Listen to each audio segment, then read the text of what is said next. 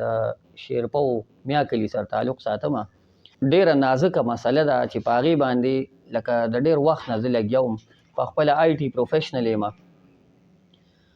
چې د 2005 نه ګیرټ ویلډرز په نیدرلینډ کې هالینډ دا ټولو خلک د دې نه خبر دي چې هالینډ کې د پیغمبر علیه السلام په شان کې ګستاخانه خاکې جوړېدې. پاکستان ته چې کله دا دغه لږ راغی دا خبر راورسېده نو دا تقریبا دلته 2010 او 11 نه بعد احتجاجونه شروع شو. زمونږ خو دونه عمر نه دی خو زه خبر دقه 2010 کې شوم. خپل سرچ مې ورپسې شروع کړ ځکه چې په چغو شروع نه کېږي. داسې که مونږ چا پسې مرداباد او زنده‌باد یې چغې وو نو په دې هېڅ هم نه کېږي. په خپل آی ټي پروفیشنل هم کېناستم سړی مې معلوم کړ. د هغه نوم دی ګیرټ ویلډرز. د نیدرلینډ د پارلیمنټیرین دی.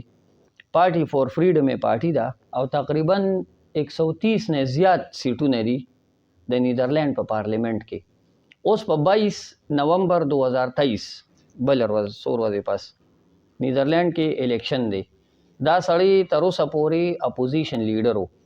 2018 کې د اپوزیشن لیډر جوړ شوی دی. د په سینټ کې د نیدرلینډ په سینټ کې 33 نه زیات سیټونه دي. الله دې وبخي او الله به بخلي مې ځکه چې هغه بالکل د دې ګیرټ ویلډر په خولې خپل نوم راوستو. زه خو پولیټیکل هر یو پولیټیکل پارټۍ کوشش کوم چې په دوی باندې لکه مونږ خبره وکړو چې یاره دا څیز د پارلیمنټ نه حل کول غواړي.